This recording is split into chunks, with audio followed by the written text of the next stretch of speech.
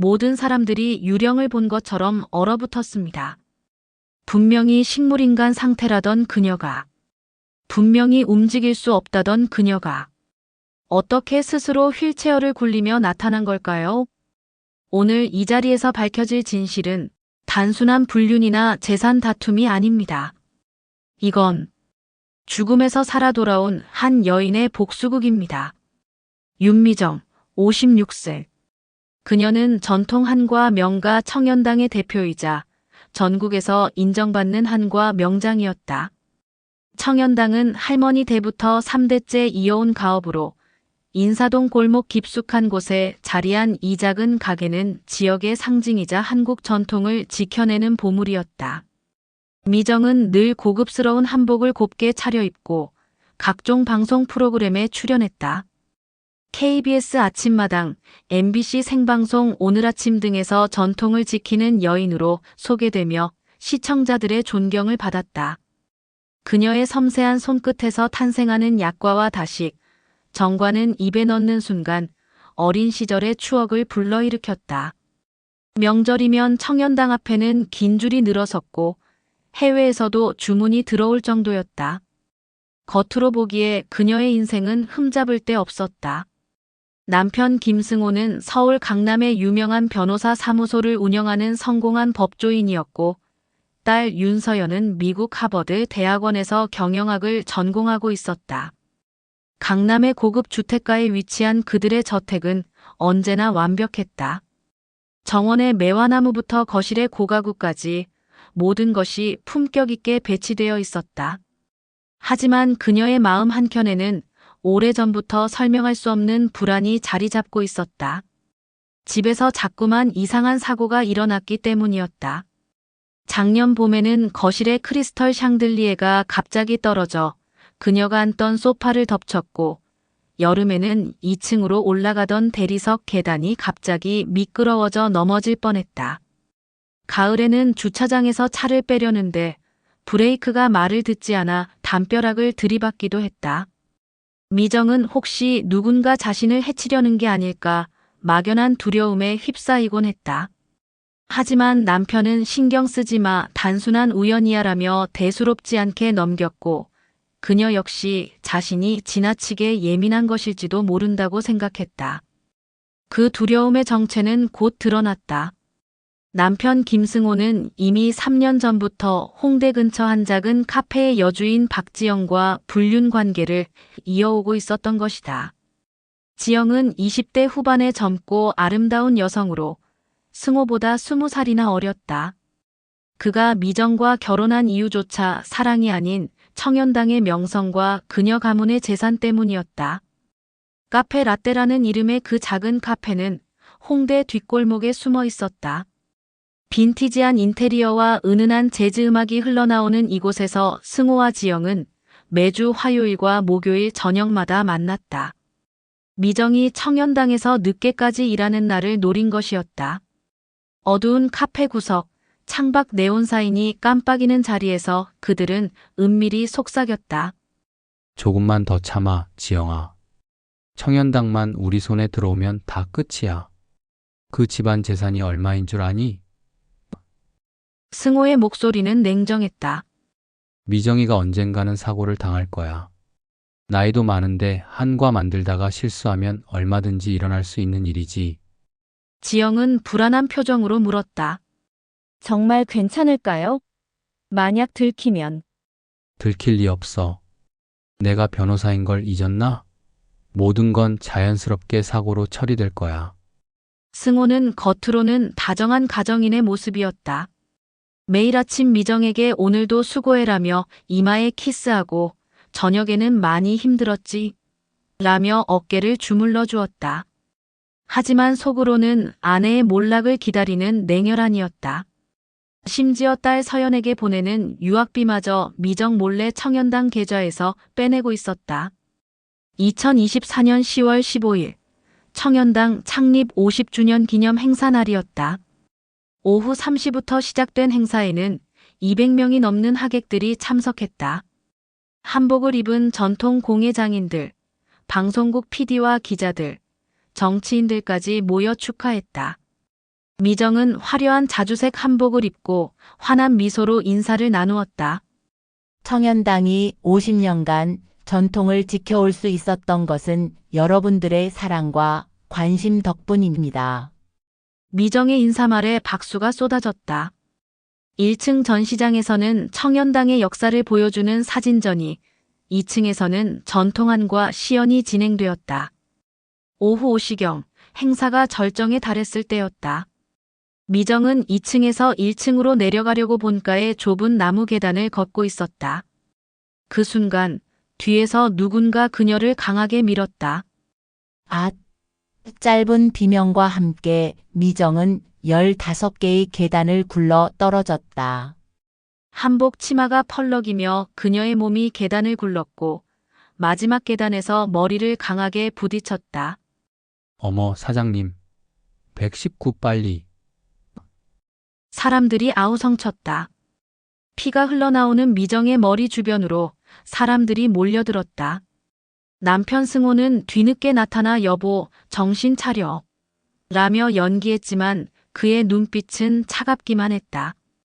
구급차가 도착하기까지 12분이 걸렸다. 그 사이 미정은 의식을 잃은 채 쓰러져 있었다. 사람들은 단순한 사고라 믿었지만 CCTV가 없는 그 계단에서 진실은 묻혔다. 바로 승호와 지영이 함께 뒤에서 미정을 밀어 넘어뜨린 것이었다. 지영은 행사 도우미로 위장의 현장에 잠입했고 승호는 사람들이 1층에 몰린 틈을 타 범행을 저질렀다. 서울대병원 중환자실 304호. 미정은 전신이 마비된 채 병상에 누워 있었다. 의사들은 뇌 손상으로 인한 식물인간 상태라고 진단했다. 각종 생명 유지 장치가 그녀의 몸에 연결되어 있었고 심전도 기계에서는 규칙적인 신호음만 들렸다. 환자분은 외부 자극에 전혀 반응하지 않습니다. 의식이 돌아올 가능성은 거의 없어 보입니다. 주치의의 말에 승호는 슬픈 표정을 지었지만 속으로는 안도했다. 하지만 진실은 달랐다. 미정의 정신은 온전히 깨어 있었다. 그녀는 모든 소리를 듣고 모든 상황을 이해하고 있었다. 다만 몸을 움직일 수도 말을 할 수도 없을 뿐이었다. 매일 저녁 7시 면회 시간이 되면 승호와 지영이 함께 나타났다. 지영은 간병인으로 위장하고 있었다. 병실 문을 닫고 그들은 아무렇지도 않게 대화를 나눴다. 이제 저 여자만 완전히 죽으면 청년당도 모든 재산도 우리 거야. 승호의 목소리는 승리감에 차 있었다. 법적으로 상속받으면 청년당을 팔아버릴 거야. 홍대에 더 큰 카페를 차리자. 정말 깨어나지 않을까요? 지영이 불안해했다. 걱정 마. 의사가 뭐라고 했나? 식물인간이라고 했잖아. 평생 저 모습으로 살다가 죽을 거야. 미정은 분노로 몸부림치고 싶었지만 눈꺼풀 하나 까딱할 수 없었다. 단지 눈물 한 방울이 뺨을 타고 흘러내릴 뿐이었다. 그 눈물을 본 지영은 아직도 눈물이 나오네. 라며 휴지로 닦아주는 척했지만 그녀의 손길은 차갑기만 했다. 사고가 일어난 지 한 달 후 미정에게 새로운 주치의가 배정되었다. 신경외과 전문의 이도현, 58세. 그는 30여 년 전 미정의 대학 시절 첫사랑이었다. 연세대 의대를 졸업한 후 미국에서 10년간 레지던트와 펠로우 과정을 거쳐 돌아온 실력 있는 의사였다. 병실에 들어선 도연은 환자의 얼굴을 보는 순간 깜짝 놀랐다. 미정이 30년이 넘는 세월이 흘렀지만 그녀를 알아보는 데는 1초도 걸리지 않았다. 대학 시절 도서관에서 만났던 국문학과의 그 아름다운 여학생, 전통차 동아리에서 함께 활동하며 사랑했던 그 사람이었다. 도연은 차트를 자세히 들여다보았다. 뭔가 이상했다. 뇌 MRI 상으로는 심각한 손상이 있지만 뇌관과 인지 기능을 담당하는 부위는 비교적 온전했다. 그는 미정의 눈을 자세히 관찰했다. 일반적인 식물인간과 달리 눈동자의 움직임이 미세하게 있었다. 혹시 도연은 작은 목소리로 속삭였다. 미정아, 내 목소리가 들리면 눈을 한번 깜빡여봐.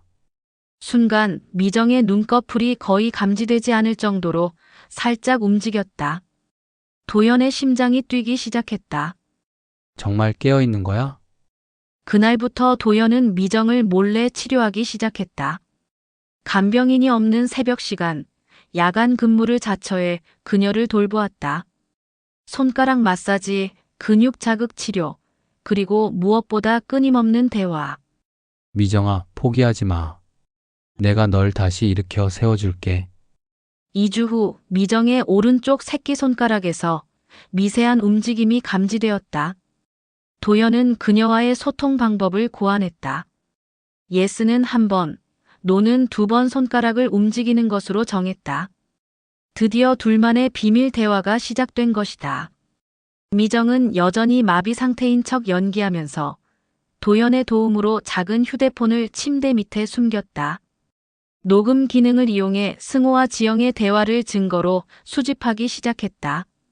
매일 저녁 그들이 나타나면 녹음을 시작했다. 내가 지영이 카페 임대료까지 대주고 있잖아. 내 딸 유학 자금까지 내가 댔고. 지영의 목소리가 녹음되었다. 이제 청년당은 우리 거야. 미정이 집까지 팔면 50억은 나올 거야. 그래, 다 너와 나눠 가지자. 서연이한테는 절반만 상속하고 나머지는 우리가. 승호의 탐욕스러운 고백이 증거로 남았다. 도연 역시 의료 기록을 추적하고 있었다. 미정이 병원에 오기 전 1년간의 건강검진 기록, 응급실 내원 기록을 분석한 결과 놀라운 사실이 드러났다. 승호가 미정의 혈압약에 수면제를 섞어 넣어 어지럼증을 유발했고 계단의 미끄럼 방지 스티커를 고의로 제거한 흔적도 발견했다. 이 모든 게 계획된 일이었구나. 도연은 분노했다. 그는 법의학 전문의인 대학 동기에게 도움을 요청했다. CCTV가 없던 청년당이지만 주변 상가의 CCTV를 분석한 결과 승호와 지영이 함께 행사장에 들어가는 모습이 포착되었다. 미정의 몸은 조금씩 회복되고 있었다. 도연의 헌신적인 치료로 손가락뿐만 아니라 발가락도 움직일 수 있게 되었다. 하지만 그들은 완전한 회복까지 기다렸다. 복수는 완벽해야 했다. 미정은 매일 밤 재활 운동을 하며 다짐했다. 반드시 청년당을 지켜내겠다. 사고가 일어난 지 6개월 후 2025년 4월 15일 승호는 청년당 상속 절차를 마무리하고 언론의 아내를 기리는 마음으로 전통을 계승하겠다고 발표했다. KBS, MBC, SBS 기자들이 청년당에 모여들었다. 오후 2시 상속 발표 기자회견이 시작되었다. 승호는 검은 양복을 입고 엄숙한 표정으로 단상에 올라섰다. 사랑하는 아내 윤미정이 불의의 사고로 의식불명 상태에 있습니다. 하지만 그녀의 뜻을 이어받아. 바로 그 순간이었다. 청년당 입구문이 열리며 휠체어를 탄 미정이 당당히 등장했다. 도연이 그녀의 휠체어를 밀고 있었고 미정은 깔끔한 흰색 한복을 입고 있었다. 기자들이 깜짝 놀라 카메라를 돌렸다. 여러분, 저는 죽지 않았습니다. 미정의 목소리는 또렷했다.